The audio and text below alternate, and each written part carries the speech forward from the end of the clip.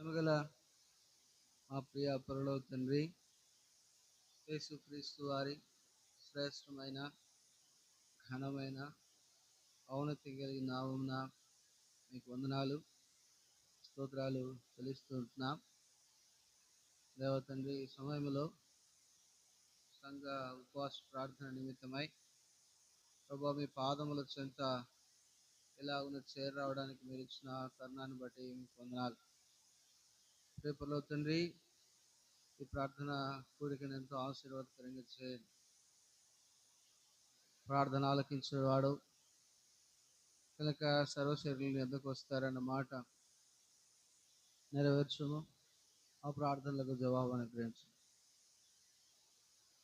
దేవ తండ్రి. మరి కీర్తన 18లో రాయబడిన ప్రకారం మేము ప్రార్థించడం ద్వారా మీరు మీ ఆలయంలో నుండి విని ఆలకించి అంగీకరించే దేవుడు కనుక మా ప్రార్థనలు అంగీకరించు. మీకు అంగీకార యోగ్యములుగా మా ప్రార్థనలో ఉంటకు సహాయం చేయండి.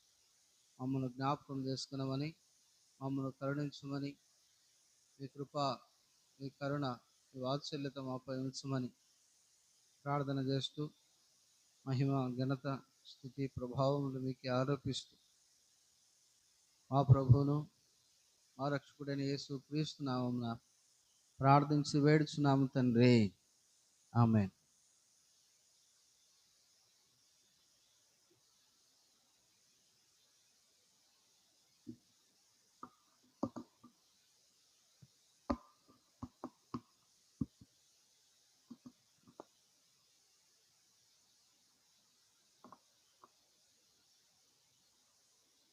హలో,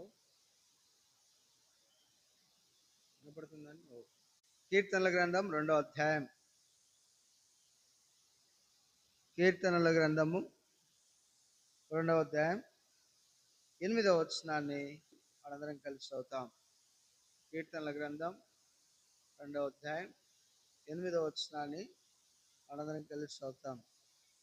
నన్ను అడుగుము, జనములను నీకు స్వాస్థ్యముగాను, భూమిని దిగంతముల వరకు సొత్తుగాను ఇచ్చెదను.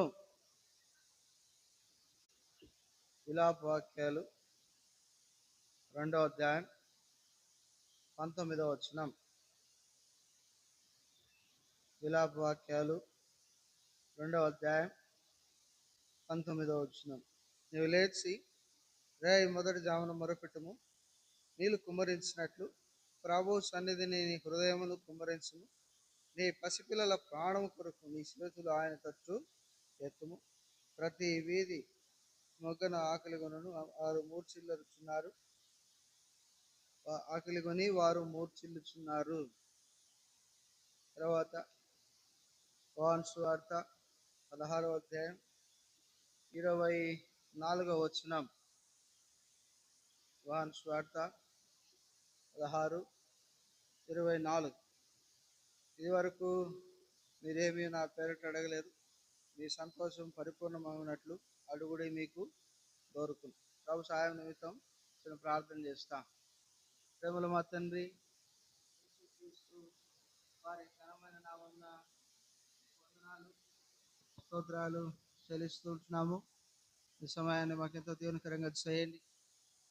ప్రార్థన ఆలకించేవాడని యేసుక్రీస్తు నామమున మీ పాదముల చెంత చేరవచ్చిన నాతో మాతో మాట్లాడము, నన్ను మమ్మల్ని దర్శించము, మా ప్రార్థనకు బలం అనుగ్రహించము. దేవా, అడుగుము, మీ సంతోషం పరిపూర్ణ అగునట్లు నన్ను అడుగుము అన్నారు. నీ పసిపిల్లల ప్రాణం కొరకు నీ చేతులు ఆయన తట్టు ఎత్తమన్నారు కనుక దేవ, మా ముందున్న ఈ పరిచర్యలో మీరు మాకు కార్యసాధకం జరిగించమని కోర్చు మీ కృపా హస్తాలకు మమ్మల్ని అప్పగిస్తూ మా ప్రభువును రక్షకుడైన యేసు క్రీస్తు నామమున ప్రార్థన చేసి వేడుచున్నాము తండ్రి. ఆమేన్.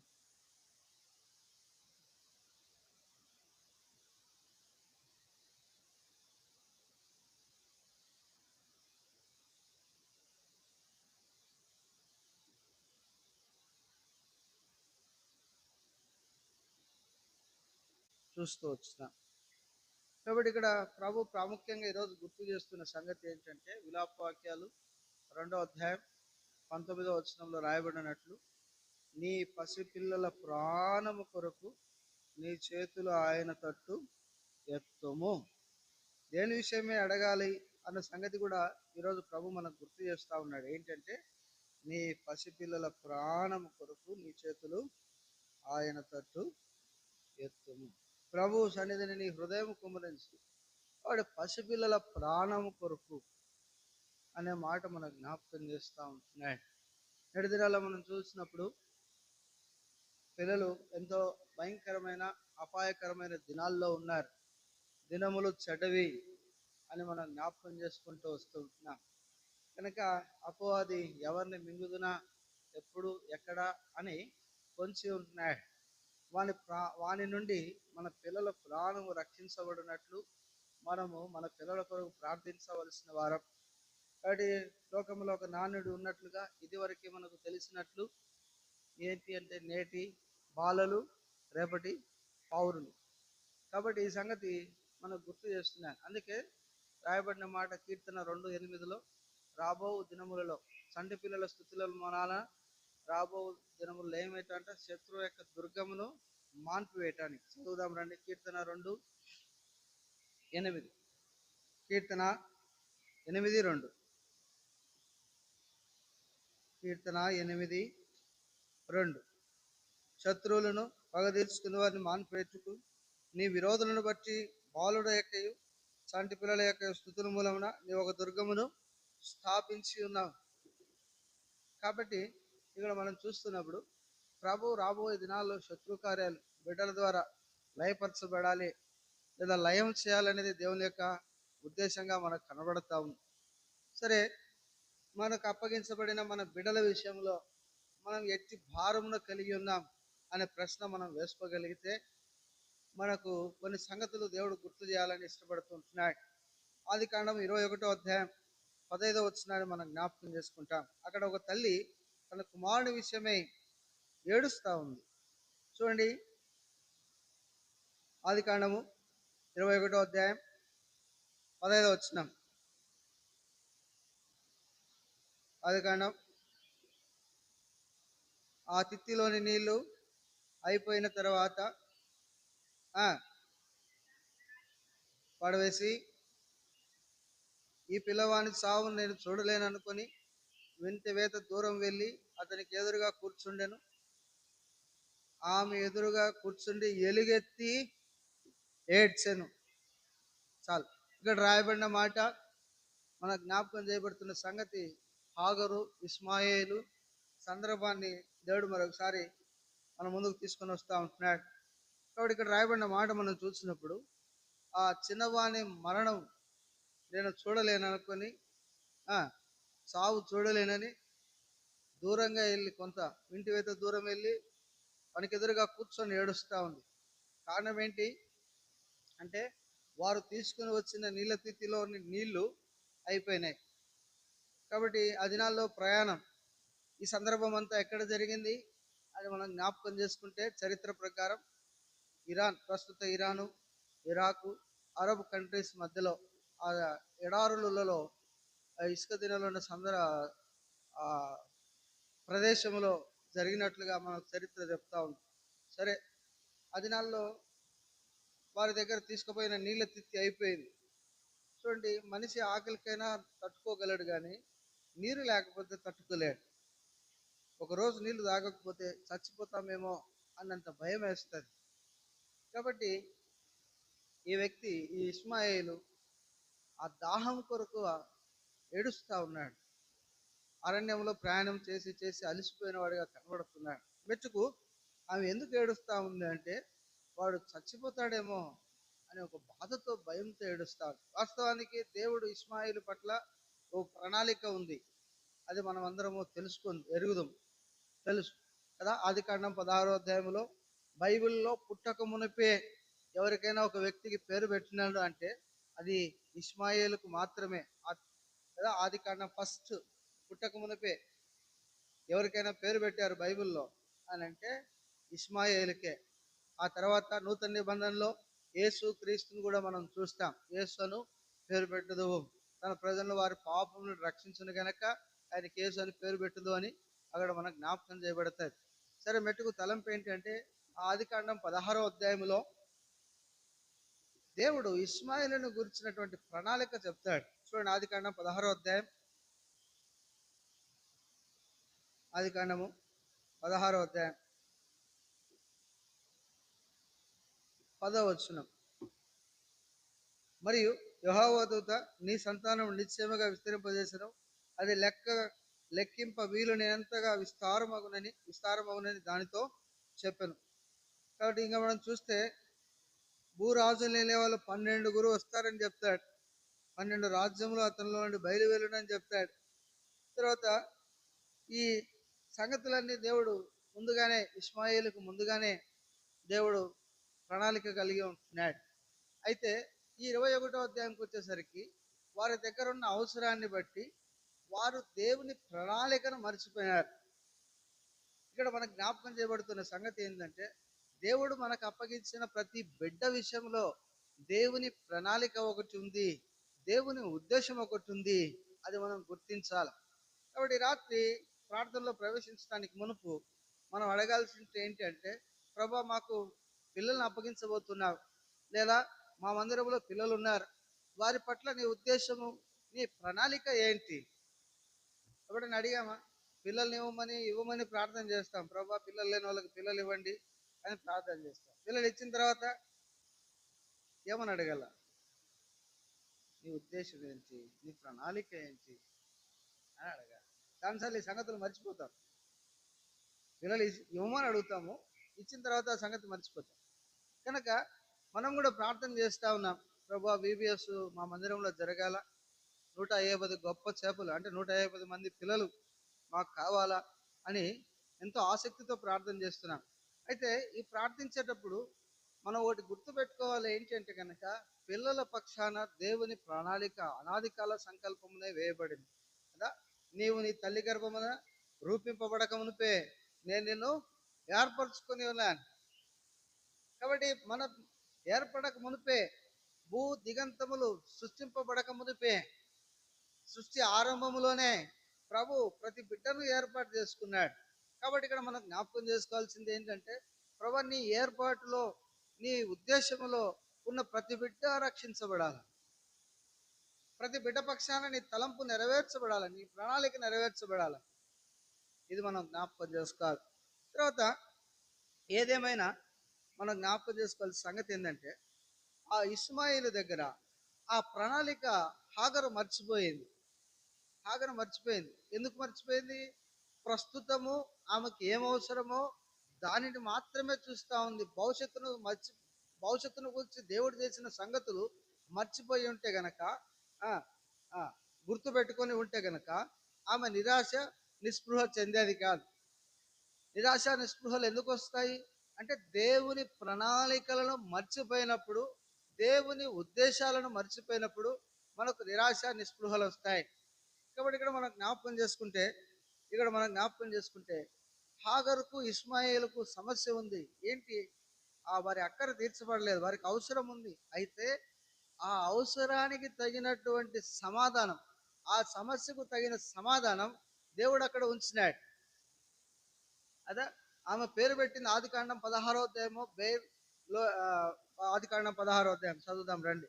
అక్కడ చూచుచున్న దేవుడు అని పేరు పెట్టింది ఆమె. ఆదికాండం 16వ అధ్యాయం 14వ వచనం. అందుచేత ఆ నీటి బుగ్గకు బెయిర్ లహిరోయి అను పేరు పెట్టబడును. కాబట్టి ఆ మాటకు అర్థం ఏంటి? నన్ను చూచుచున్న సజీవుని బావి. కాబట్టి నన్ను చూస్తున్న దేవుడు. కాబట్టి హాగరు ఈ సంగతి మర్చిపోయింది.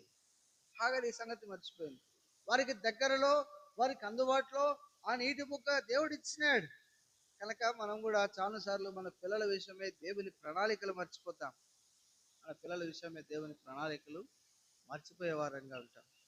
ఎందుకు మర్చిపోతాము అంటే, ప్రస్తుతం మనకున్న అవసరాలను బట్టి ఆ అవసరాల విషయమే తలంచుకుంటూ ఉంటాం. అయితే దేవుడు చేసిన నిబంధన వాగ్దానాన్ని తరచూ మనం గుర్తు చేసుకోవాలి మన పిల్లల విషయంలో. కాబట్టి ఇక్కడ హాగరు ఏడుస్తూ ఉంది. కాబట్టి దేవుడు మనకు చక్కని సందర్భాన్ని గుర్తు చేస్తూ వచ్చినాడు. మనం కూడా మన పిల్లల కొరకు సో ప్రార్థన చేయాలి. అయితే దేని కొరకు ప్రార్థన చేయాలి అంటే మన అవసరాల నిమిత్తం కాదు కానీ, దేవా పిల్లల విషయంలో నీ ప్రణాళికను నెరవేర్చు.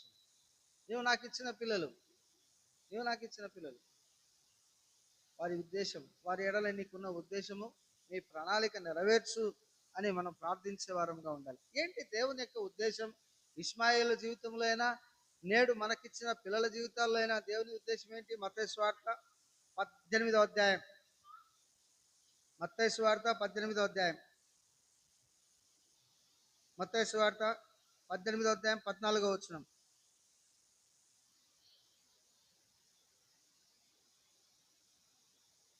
మత్తయి సువార్త, ఈ చిన్నవారిలో ఒకరైనను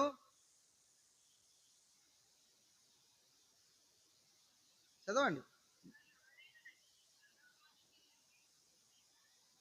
ఈ చిన్నవారిలో ఒకడైనను నశించుట పరలోకమందున్న మీ తండ్రి చిత్తము కాదు. ఆనాడు ఇష్మాయేలు నశించిపోవడం దేవుని చిత్తం కాదు. ఈనాడు మనకు అప్పగించే పిల్లలు నశించిపోవడం దేవుని చిత్తం కాదు. కాబట్టి మన పిల్లలు ఆత్మీయంగా ఎదుగుటకు, లేదా వారి భవిష్యత్తులో దేవుని పని చేయడానికి ఒక ప్రణాళిక కలిగి ఉన్నాడు. ఆ ప్రణాళిక దేవుడు నెరవేర్చాలని ప్రార్థిస్తాం. ప్రభా, మాకు అప్పగించిన పిల్లల్లో ఏ ఒక్కరూ నశించిపోకుండా నీ చిత్తము, నీ ఉద్దేశము, నీ ప్రణాళిక వారిలో నెరవేరును గాక అని ప్రార్థిస్తాం. తర్వాత హాగరు మరి ఇష్మాయేలు ఇక్కడ మనం జ్ఞాపకం చేసుకుంటే వారు ఆత్మీయంగా అక్కర కలిగి ఉన్నారన్న సంగతి మనకు అర్థం చేయబడతా ఉంది. లేదా ఇంకొక మాటలో మనం జ్ఞాపకం చేసుకుంటే దాహము కలిగి ఉన్నారు. ఈనాడు ఆత్మీయమైన దాహము కలిగిన వారు ఎంతో మంది ఉన్నారు. ఆత్మీయమైన దాహం కలిగిన వారు ఎంతో మంది మనకు కనబడుతున్నారు. కాబట్టి వారు బ్రతికి ఉన్నారు. అయితే వారికి దాహం తీర్చబడాలి. వారి దాహం తీర్చబడక ఎంతో మంది పిల్లలైతేనేమి, పెద్దలైతేనేమి, లేదా దాహం తీర్చబడక, ఆత్మీయమైన దాహం తీర్చబడక ఎంతో మంది బాధపడుతున్నారు, దుఃఖంతో ఉన్నారు. ఏంటి దాహం ఎందుకు తీర్చబడట్లేదు అంటే వారికి ఉన్న సమస్యలు, వారికి ఉన్న పరిస్థితులు మార్చబడట్లేదు కదా. మనం జ్ఞాపకం చేసుకుంటే యోహాను సువార్త 4వ అధ్యాయం 10 నుంచి 14 వచనాలు, యోహాను సువార్త 7వ అధ్యాయం 37, 39 వచనాలు మనకు జ్ఞాపకం చేయబడతా ఉంది. వారి దాహం తీర్చబడటానికి యేసుక్రీస్తును సజీవమైన బావి వారికి అందుబాటులో ఉంది. ఈ సంగతి వారికి తెలియజేసే వారంగా ఉండాలి. అందుకే యేసు ప్రభు ఏమంటాడు? నేను ఇచ్చి నీళ్ళు తాగువాడు ఎన్నడను దప్పికొనడు అని అంటాడు. యోహాను సువార్త 7వ అధ్యాయంలో 37వ వచనంలో మనం చూస్తే, నేను ఇచ్చిన నీళ్ళు తాగిన వాడు వాని కడుపులో నుండి ఉబికడు జీవజలం కలుగును. కాబట్టి ఆ సువార్తను ప్రజలకు తెలియపరిచే వారంగా ఉండాల. దాని కొరకే దేవుడు మనకేమి ఇచ్చినాడు చెప్పండి? బీబీఎస్ అనే పరిచర్య ఇచ్చినాడు. మనం బహిరంగంగా వెళ్ళి ఈ సజీవమైన బావి గురించి, ఈ సజీవమైన నీళ్ళ గురించి ప్రకటించలేము. అయితే నేడు దేవుడు మనకు ఒక చక్కని పరిచర్య ఇచ్చాడు. ఏంటి అంటే గనక బీబీఎస్ అనే పరిచర్య. ఆనాడు ఇష్మాయేలు ద్వారా తల్లి అక్కర తీర్చబడ్డట్టు, ఇష్మాయేలు ఆ దాహము ద్వారా తల్లి యొక్క దాహము తీర్చబడ్డట్టు, ఈనాడు పిల్లల ద్వారా తల్లిదండ్రుల యొక్క అవసరాలు కూడా తీర్చబడటానికి, ఆత్మీయ దాహం తీర్చబడటానికి దేవుడి పరిచర్య ఇచ్చినాడు. ఈ పరిచర్య విషయంలో మనం ఎంతో జాగరూకులమై ఉండాలి. కాబట్టి మన పిల్లలు మనకు రానున్న దినాల్లో మన మధ్యలోకి వస్తారు. వాళ్ళని ఎలా పెంచాలా, దేవుడు మనకిచ్చిన పిల్లల్ని ఎలా పెంచాలా? ఎఫెసీయులకు రాసిన పత్రిక 6వ అధ్యాయం 2-3 వచనాలు. ఎఫెసీ 6:2-3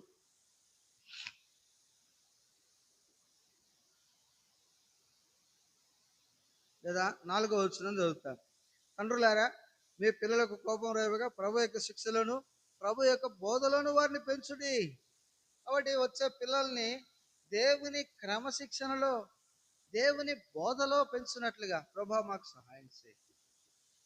అందుకే యెషయా గ్రంథం 54వ వచనం 13వ వచనం, యెషయా గ్రంథం 54:13, యెషయా 54:13,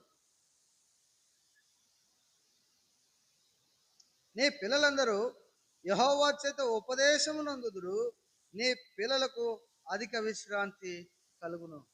ఈ ఉపదేశము, ఈ బోధ ఎక్కడి నుండి రావాలా? దేవుని దగ్గర నుండి. కనుక వచ్చే పిల్లల కొరకు మనం ప్రార్థన చేయాలి. ప్రభువా, నీ ద్వారా ఉపదేశము నొందునట్లు, నీ ద్వారా బోధించబడినట్లు, అది మనం జ్ఞాపకం చేసుకోవాలి. కాబట్టి దావీదు దగ్గర మనకు చక్కటి సంగతి జ్ఞాపకం చేయబడుతుంది. దావీదు తన కుమారుడైన సొలొమోనుకు గుర్తు చేస్తాడు. ఏంటి? మందిర నిర్మాణ విషయంలో ఈ మాట అంటాడు, యెహోవా ఈ మత్స్సుల పని అంతయు వ్రాతపూర్వకముగా రాసి ఇచ్చినాడు అన్న సంగతి దావీదు సొలొమోనుకు గుర్తు చేస్తాడు. అనగా దేవుని చేత దావీదు బోధింపబడ్డాడు, దావీదు తన కుమారుని బోధిస్తా ఉన్నాడు. ఇది మనం జ్ఞాపకం చేసుకోవాలి. మన పిల్లలు కనుక మన పిల్లలకి దేవుని బోధన అలవాటు చేయాలి. కాబట్టి దేవాని పిల్లలు, మా పిల్లలు వచ్చినప్పుడు నీ చేత బోధింపబడి ఆత్మీయ మేలు పొందినట్లు మాకు సహాయం చేయి. వారికి బోధించే విధానంలో మాకు నేర్పించు. ఏదైతే నీ వాక్యంలో రాయబడిందో వారికి అర్థమయ్యే విధానంలో చెప్పుటకు మాకు సహాయం చేయి అని మనం ప్రార్థించే వారంగా ఉండాలి. తర్వాత రండి, కీర్తన గ్రంథం 34వ అధ్యాయం 11వ వచనం. దేవుని చేత బోధించబడ్డ పిల్లలు లేదా పిల్లలకి ఏమి నేర్పించాలి? ఒకటి, దేవుని బోధ నేర్పించాలా. రెండవది 34:11, పిల్లలారా వచ్చిన మాట వినడి, యెహోవా యందలి భయభక్తులు నేర్పెదను. కాబట్టి వారు బ్రతుకున్నట్లు, కింద ఏమంటాడు? బ్రతుకు కూడా వాడెవడైనా ఉన్నాడా? మేలునందుచు అనేక దినములు బ్రతుకు కూడా వాడెవడైనా ఉన్నాడా? ఇక్కడ వారు బ్రతుకున్నట్లు దేవుని అందరి భయభక్తులు నేర్పేవారుగా ఉండాలి. దేవుని అందరి భయభక్తులు నేర్పే బిడ్డల్ని, దేవుని అందరి భయభక్తులు నేర్పించి పెంచేవారంగా ఉండాలి. దేవుని అందరి భయభక్తులు నేర్పి పెంచితే ఏమవుతుంది? బాలుడు నడవలసిన త్రోవను వానికి నేర్పము, పెద్దవాడైనప్పుడు దాని నుండి తొలగిపోడు. కాబట్టి ఈ మాట మనకు జ్ఞాపకం చేస్తా ఉంది. దేవుని అందరి భక్తి నేర్పాలి. నాడు మందిరానికి వస్తూ ఉన్నారు చాలా మంది తల్లిదండ్రులు పిల్లలు తీసుకుని. మన మందిరంలో కూడా చూస్తూ ఉంటాను నేను చాలాసార్లు. ఒక్కడు కూడా మందిరంలో కూర్చోడు. సండే స్కూల్లో కూర్చోడు, మందిరంలో కూర్చోడు. సండే స్కూల్కి పంపిస్తేనేమో చెట్ట కిందికి పరిగెత్తాడు, ఆ నుంచి లోపల తీసుకొచ్చి కూర్చోబెడితేనేమో సోఫా మీద కూర్చుంటాడు బయట. పిల్లలు మాత్రం మందిరంలో కూర్చోడు. కాబట్టి మా పిల్లలు ప్రభువాని సన్నిధిలో భక్తి కలిగి పెరుగున్నట్లు సహాయం చేయి. భక్తి నేర్పడానికి మాకు నేర్పించు కదా. హన్నా ఏం చేసింది? 2 ఏళ్ళు వాడు సమూయేలు. ఎన్ని సంవత్సరాలు వాడు? 2 సంవత్సరాలు. పోతానే వాడు ఏమైనాడంట? ఏం చేసినాడు సమూయేలు? బాలుడగు సమూయేలు అప్పుడు వాడు అక్కడనే యెహోవాకు మ్రొక్కెను. కాబట్టి భక్తి నేర్పింది. ఎక్కడ నేర్పింది? ఇంటి దగ్గర నేర్పింది. సరే, మనము భక్తి నేర్పడానికి, దేవుని యందలి భయభక్తులు నేర్పడానికి ఈ VBS పరిచర్య ఎంతో ఉపయోగపడతాయి. కాబట్టి ప్రభా, నా పిల్లలకి నేను నీ భక్తిని నేర్పడానికి నాకు సహాయం చేయి అని ప్రార్థించే వారముగా ఉండాలి. ఒక హన్నా వలె. ఇంకా మనం చూస్తే ఇశ్రాయేలు చిన్నదాని గురించి చెప్పబడింది.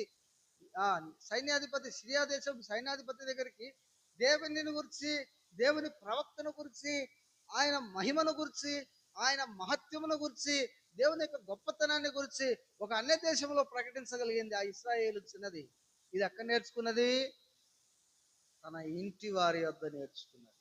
దేవుని సమాజములో, దేవుని ప్రజల మధ్యలో ఆ చిన్నది నేర్చుకున్నది. కానీ VBS కనుక ఈ VBS మనకి ఎందుకు ఇవ్వబడిందంటే పిల్లలకు భక్తి నేర్పడానికి. ప్రభా, ఈ భక్తిని నా పిల్లలకు నేర్పడానికి నాకు సహాయం చేయి.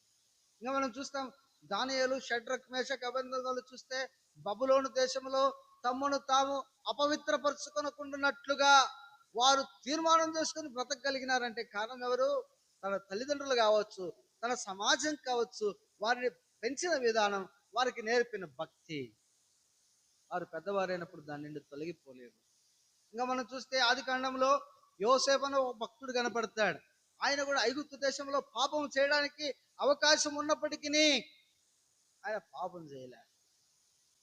నా దేవునికి విరోధముగా నేను ఎట్లు ఇంత దుష్కార్యము చేయదును అని తాను ప్రశ్నించుకున్నాడు. ఈ భక్తి, ఈ భయము ఎక్కడి నుండి వచ్చింది? తండ్రి అయిన యాకోబు దగ్గర నుండి వచ్చింది.